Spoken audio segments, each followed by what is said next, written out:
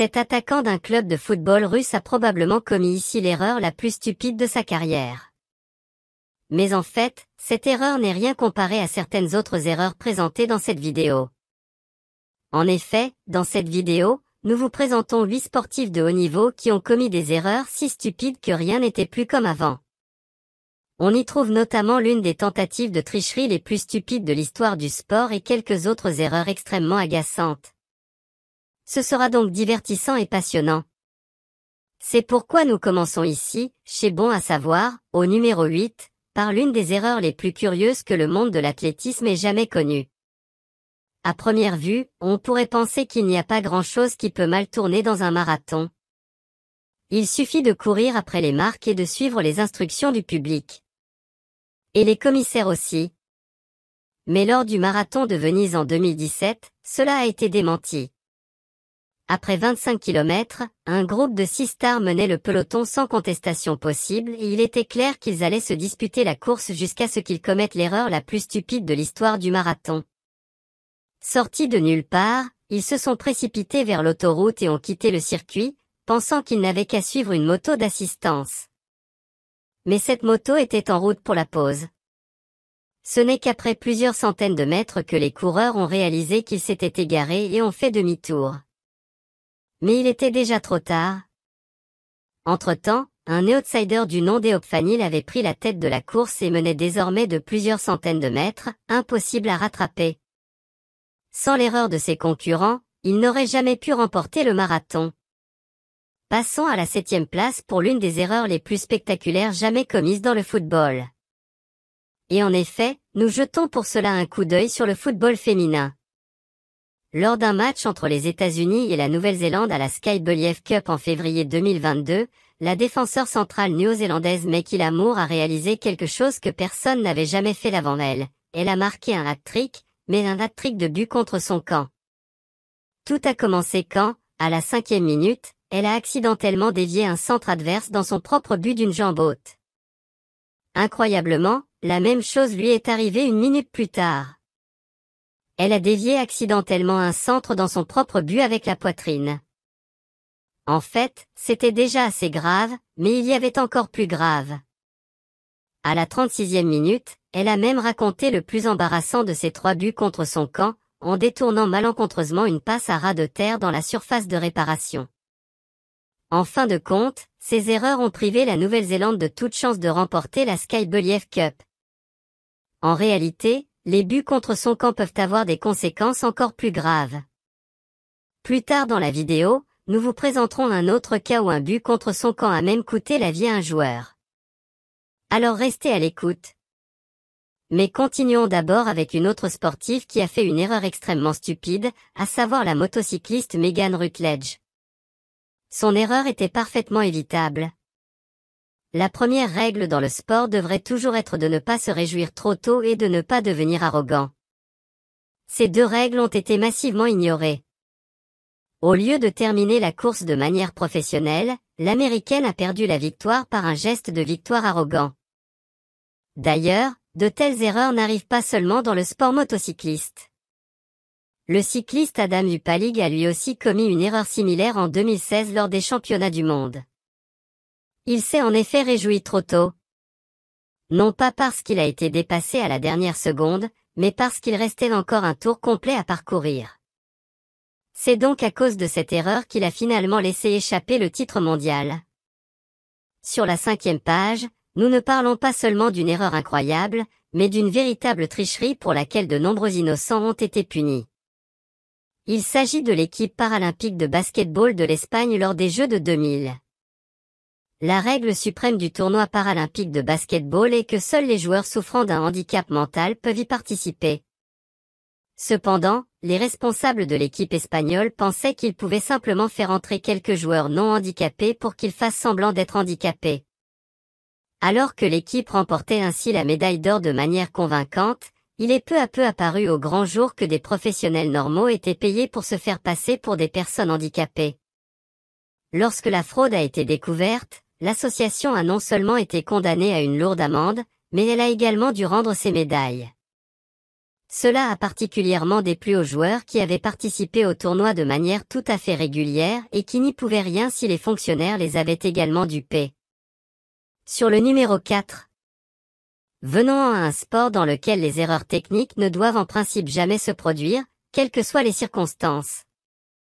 En effet, si l'on se réceptionne mal en sautant d'une falaise de plus de 30 mètres, cela peut avoir des conséquences incroyablement graves. En effet, l'eau étant presque aussi dure que le béton à cette hauteur, chaque mouvement doit être maîtrisé et la concentration doit toujours être maximale. Les professionnels s'entraînent pendant des années et sont généralement si bons qu'ils n'ont pas le droit à l'erreur. Cependant, il arrive parfois que de telles frayeurs se produisent. C'est précisément pour cette raison que des plongeurs se trouvent toujours directement dans l'eau lors des sauts de falaise. En cas d'urgence, ils peuvent sauver les plongeurs inconscients. Heureusement, dans ces cas-là, il ne s'est rien passé et les plongeurs sont remontés à la surface sains et saufs. Nous poursuivons avec une erreur qui est déjà arrivée au moins une fois à tous les amateurs, mais aussi à tous les footballeurs professionnels, un but contre son camp. Même si un but contre son camp peut être énervant, il n'a que peu d'importance à long terme. Du moins la plupart du temps. Ce qui est arrivé en 1994 à Andrés Escobar, le meilleur défenseur colombien, continue d'horrifier la communauté du football. Lors de la Coupe du Monde aux États-Unis, la Colombie avait réalisé un premier tour solide et tout semblait indiquer que l'équipe underdog passerait au tour éliminatoire.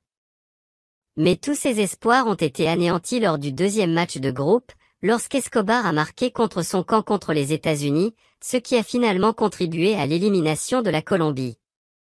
Alors qu'il avait déjà plus que honte de cette erreur, les réactions dans son pays ont été fatales. Lors de son retour au pays, de nombreuses personnes se sont montrées hostiles à son égard et l'ont même menacé de mort. L'un de ses soi-disant supporters est même allé jusqu'à mettre fin à la vie du footballeur. Le 2 juillet 1994, Escobar a été achevé en pleine rue par un homme qui, selon certaines sources, travaillait pour un grand criminel local qui avait perdu beaucoup d'argent en marquant contre son camp.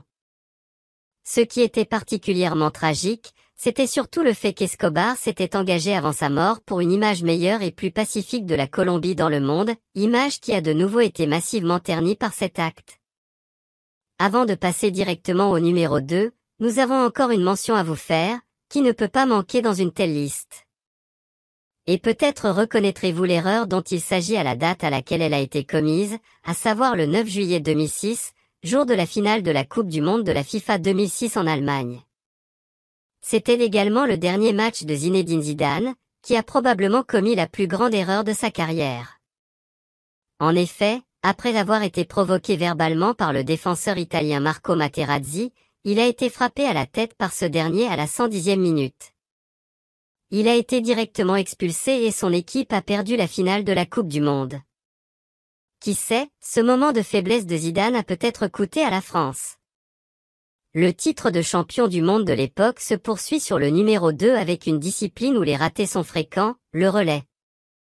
L'une des erreurs les plus curieuses dans cette discipline s'est produite lors d'une épreuve préliminaire de la Coupe du Monde 2019, lorsque l'équipe chinoise a produit ce couac. Head red between Shelley and Phrase Price a real shame just seeing picture here the Chinese having all sorts of problem and we are just showing why they are so folded. Le cas des sprinteuses américaines au championnat du monde d'athlétisme 2015 a toutefois eu des conséquences nettement plus flagrantes. Les Américaines, pourtant favorites, ont commis cette erreur. En fin de compte, elles ont dû céder le titre à la Jamaïque. Une petite erreur peut donc rapidement entraîner la perte de tout un championnat du monde. Mais certaines erreurs peuvent non seulement mettre la vie en danger, mais aussi avoir de toutes autres conséquences, comme le montre notre numéro 1. En 2004, Alex Honnold, qui était alors le meilleur grimpeur libre du monde, a voulu partir pour une petite excursion en montagne sans être accompagné. Là, il a grimpé comme d'habitude sur une paroi rocheuse, jusqu'à ce que l'incroyable se produise. Suite à une erreur technique stupide, Honnold a glissé et s'est retrouvé dans le vide, à 120 mètres de la paroi de glace. Miraculeusement, il n'est pas mort dans sa chute, mais s'est simplement cassé quelques côtes et la main. Ce n'est qu'après qu'il a pris conscience des conséquences de son erreur. De nombreux sponsors ont résilié leur contrat avec Honnold, car ils ne voulaient plus être associés à un sport aussi dangereux. Ils ont également estimé que Honnold était totalement irresponsable et qu'il grimpait une voie qu'un fan ne devrait surtout pas faire. Le fait qu'il soit parti seul avec sa caméra lui a valu des ennuis supplémentaires. Une telle erreur peut donc rapidement coûter très cher. Une autre grosse erreur serait de ne pas s'être abonné à Bon à savoir à ce moment-là. Alors, fais un effort. Sinon, cette vidéo et cette vidéo de nous sur les moments de sport étranges restent à votre disposition jusqu'à la prochaine fois sur Bon à savoir.